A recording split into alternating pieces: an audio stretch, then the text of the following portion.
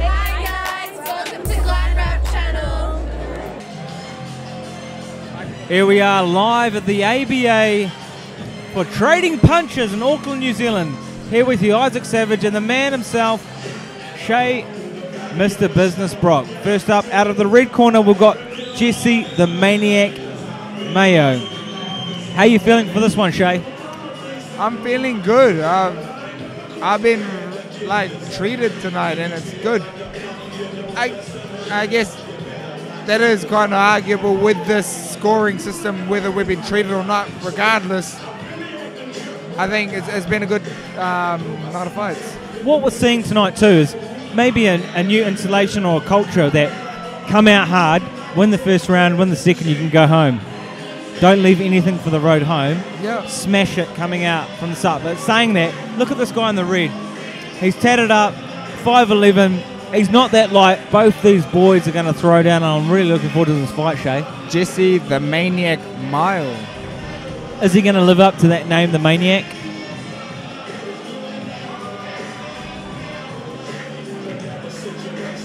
He was a rugby league player.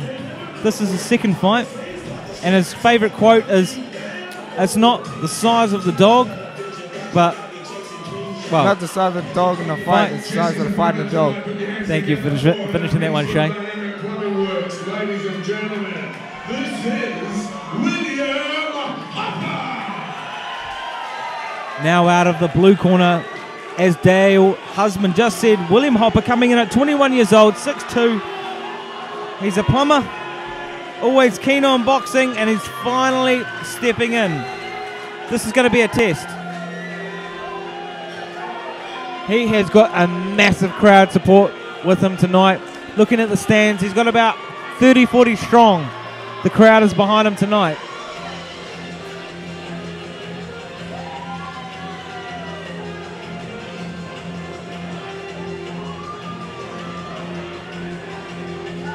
Hey Shay, looking at this fight, Jesse the Maniac 5'11", William Hopper 6'2". Bit of a height difference here. What do you think when it comes to the shorter, taller boxer? Obviously the shorter guy has to come in, but the taller boxer's got that advantage, eh?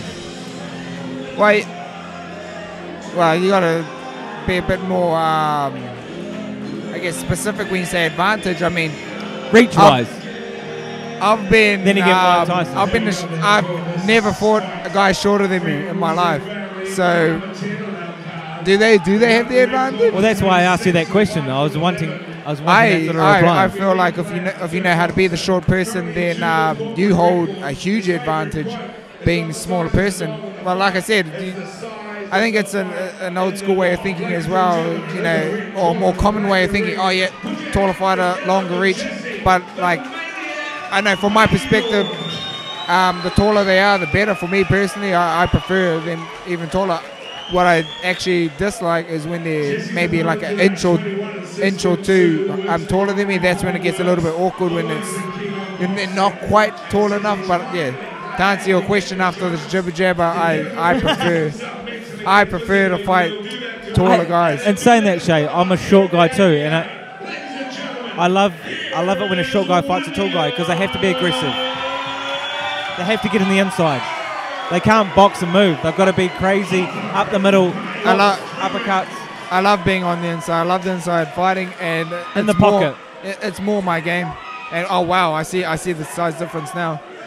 Like I said, 5'11", 6'2". Maybe the height difference is even more. But I'm always, you know, we've got to be neutral tonight. I love it, a short fighter against a tall guy, just to see how it's going to pan out. Are we going to see him use?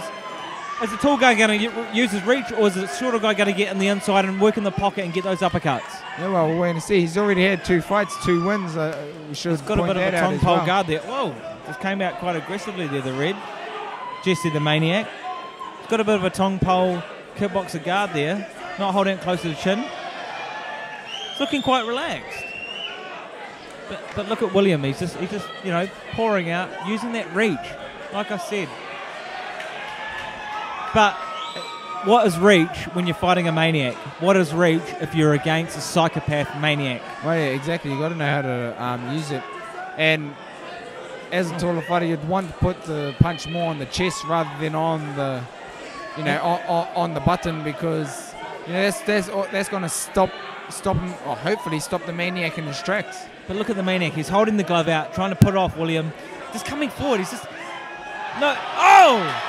The Maniac is certainly living up to that that's name. the thing. He's got it on the inside now, and he's letting his shots go. Oh, and big big right shots hook. thrown. Definitely not.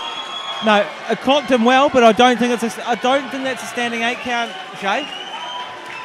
I think it's subjective. I mean, he got caught with some clean shots, and his head did flick back, and I guess they're really looking out for the safety tonight, as pointed out earlier. But yeah, I'm loving the style of the Maniac, but you cannot rule him out. He got clipped, but he's still looking fresh. He's looking very fresh. And hey, we don't even need to talk about what way that's going to go, because the ref called a count, and for those watching back home, it's very obvious what way the decision went in that round. oh, I gotta say before I forget, Jesse the Maniac Maio, again got a shout out for him from his life partner Keegan today. Saw him at a barbecue, and you guys can discuss the rest of the details of that later on. I just wanted to give that quick shout out, slip that on in there. When you watch this on the YouTube channel GladrapChannel, then yeah, you can see the shout out, and you can talk in detail of what that shout out means. And saying that, obviously he's got a few supporters tonight.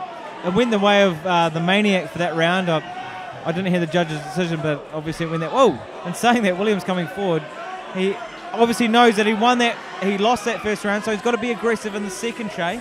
Well, I actually like the way he's using it. When it's like stiff, you know, he lands it on the chin, right on the chin, and keeps him at range, which is exactly what he's going to want to do. 1-2 steps out. 1-2. He needs to keep doing that. 1-2 step out. But the Maniac is so aggressive, he never lets him get too much room. And it's so hard in these short rounds, and we may only go as far as 2 as well. And hey, in your experience, how hard is it to get out of the way of? Well, you're a short fighter as well. You've got to close that distance, and Maniac is playing it so well tonight. He might even take this out in the second round if he keeps playing like this. Well, the one and only thing that, like, personally, I would like to see differently from the Maniac is get his head off the center line. He's rushing straight in. You know, if William Hopper did have the experience underneath him, or the ability to notice it, you know, he could drop in a short right hand or the uppercut as he, you know, time minutes comes in. He's coming in straight line, and he's rushing in, so he could, you know, it wouldn't take much for him to walk onto a shot. Well, what's seen tonight though, Shay, is aggression. Aggression is winning tonight. You know, you can be a great boxer and have that reach, that range, but aggression's winning tonight. You know, this is what we're seeing tonight. We're seeing heart and aggression and the style of a Maniac win these fights. Well, the thing is about that, and it's good you pointed that out, is when you're inexperienced, you don't know how to handle pressure. So sometimes offense is the best defense, you know, and the tougher guy does, or the more aggressive guy does win, just because, you know, at this level, you don't know how to deal with the pressure that's coming towards you.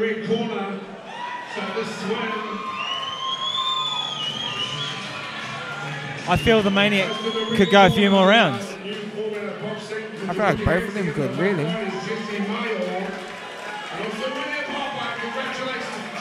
Take nothing away from William, though. What a great performance. If it had gone on a few more rounds, who knows? However, the Maniac certainly lived up to his name.